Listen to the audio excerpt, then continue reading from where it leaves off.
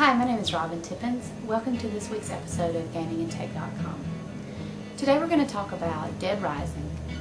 I know you've probably read my review on GamesIndustryWire.com about Dead Rising and about how I was less than excited after playing it. Now, let me stress this.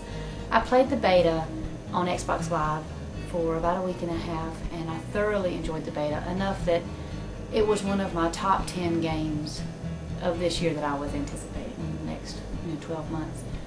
The game looked phenomenal. It was so fun. You could use so many different weapons to kill these zombies. The worst part about the demo is that it ended. There was a finite amount of time to play the game. We actually had contests here. It was only a week and a half then we had the demo.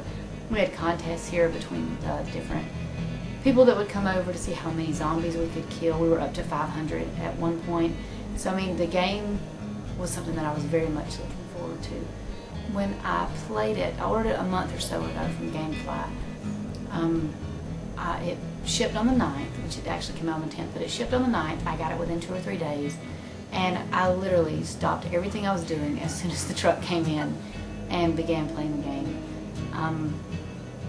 It was about an hour and a half into the game when I started to realize some of the problems with the game. The save system is absolutely broken. It ruins the entire game. In fact, I would say the game would get almost a 10, probably like a 9, were it not the save system. As it is, I'm gonna give it like a 6. The save system is that broken. I've played it halfway through 3 times.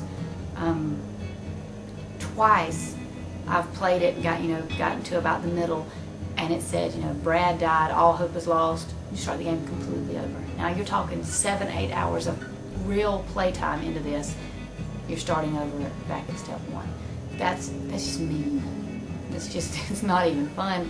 In fact, it made me so angry that I almost broke the disc. I mean, I was furious, especially by the third time. By the time the third mess up that happened with the save, I completely shut the game off, and I have not touched it since.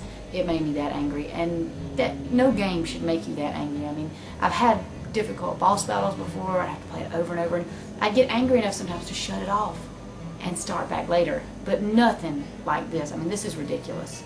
That you would get that absolutely angry that you put it up and never want to play with it again. Especially a game that has such promise like Dead Rising. The third save malfunction that I had, and I say malfunction because they can't have intended this to happen. If they did, then they are just mean people in Capcom, and I hope that's not the case because I love Resident Evil, so I hope that's not the case. The third time, like I said before, the third time that something bad happened was when, let's see, how do I put this? You get one save in the game, okay, and you're timed throughout the game. That's why I say when you're halfway through the game, it says Brad has died, all hope is lost. So you get one save, period. So, I'd been at this 7-8 hours this time, at this last time, and I was tired. I wanted to go to the bathroom. I wanted to get some dinner, and I wanted to go to bed. At this point, I'd put probably 20 total hours into the game, and I still wasn't halfway through it because of the issues with saving.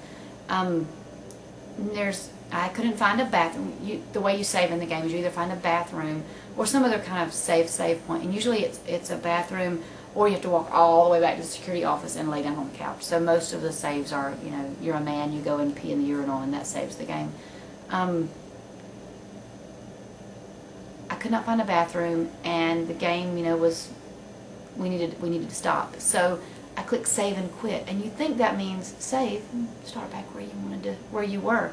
What that actually means is you just completely forfeit the entire game, and you start back at whatever level you were, like as a person. If you're a level 10, then you start back at level 10, which means you have more health and you can carry more things and options like that. But you start at the beginning of the story. You fly in on the chopper. Oh wow, what's going on in this town? When I saw that screen again, like I said, I almost broke the disc. Here I went to bed that night thinking, I'm going to get up and I'm going to finish this game tomorrow, and I'll be able to write the review, and there'll be some stumbles in it, but I still will have enjoyed the game. I cannot even get through the game. I was so angry after that. So I would not recommend this game. In fact, here's what I would recommend you do if you want to enjoy Dead Rising. I recommend you go to Xbox Live and go download the demo, because that is the best part of this game, is the demo that you play.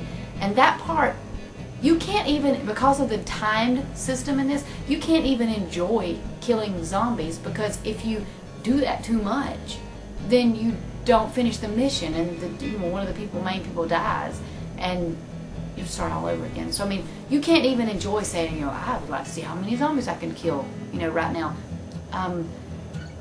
Now I'm just gonna, after all that, I'm gonna tell you some other bad things I didn't like about the game.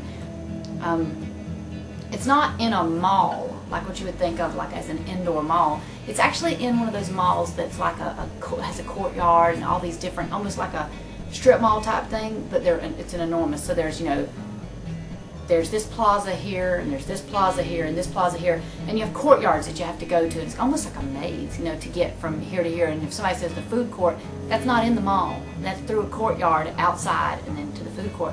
So there is a reason for you to have to traverse the courtyard constantly, and you see hostages out there. You have to try to get them back to safety. I mean, and there are large bonuses for you to do this. I mean, you level up well if you bring the hostages back. So you have a reason to do this. You have to cross that courtyard, and crossing the courtyard is almost like suicide. So because of the punishing save system, you almost don't want to finish any of the missions, because you're going to have to cross that courtyard. You're going to die halfway through it. And if you've just fought a boss battle and your bathroom is on the other side of the courtyard, you may have to fight the boss battle 2 or 3 times before you can make it to a save point. Just another type of thing that I think is absolutely nuts. The graphics on the game are pretty. I like that. It's very, very bloody. It's enjoyable. The sound is gorgeous on this.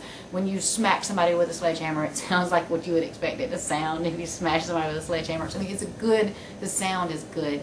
But the words, the writing in the game, when the phone rings, you have like a little, not phone, like a little radio. You have a little radio, and when it rings, you have to answer it. You can't do anything else at that time. So you can't jump. If you're near zombies and you answer the radio, you're dead. Which I think is nuts. But so you answer the radio, and you have to just wait. You can't flip through the guy's dialogue on the screen. You literally have to wait until he finishes saying it. If you try to flip through it, hangs it up, he calls back and starts all over. That's nuts. You can't hear it, and you can't read it, because it's like this tiny, the words are. And I have a 27-inch screen, but it's not HD, so I could not read any of the dialogue on the screen. I mean, I literally could read none of it. It got to the point where I would answer the phone and run far away from a zombie and just wait for the thing to shut up, because I could not read any of the, here's what your next step is. Every time, but now that's the case whenever the phone rings. The wording is very tiny. Yet when somebody dies, like, this hostage has died, it's written this big on the screen. That's nuts. I mean, you can't, it completely blocks where you are. And you have no warning. Let's say I'm in the middle of 30 zombies, and I'm trying to jump to get out of the way, and then in humongous red letters it says, Britney Spears has died. And it stays up there like, Britney Spears has died. And then it's gone. You can die right there in that amount of time. Or scoop chance lost. It's this big, I'm not lying, in yellow. You can't see through it, so you can't see if you're going to die or not. Every time you walk through a door, it gives you a huge time, like the time of day. Completely blocks what you're looking at right there. You could die. So they've made the letters way too small for you to be able to play it, but way too large to not die when you're least expecting it. Let's see if there's anything else. I know there were other issues with the game that I really didn't care. Oh, the gun stinks in it. The handgun is horrible. I mean, you have to shoot something, Now, I'm not talking about a zombie. I'm talking about a person. You have to shoot a person. One of the first boss battles, you have to shoot a person. And after 20 plus shots, he's still not dead. If there's a gun that sucks that bad, it does not need to be in this game. I mean, I don't understand why there wasn't a ladder somewhere that I could just climb up and kill the guy. Why do I have to keep shooting him? That's kind of nuts. Anyway, if they release a patch for this game that fixes the save system, I would say this is one of the best games released.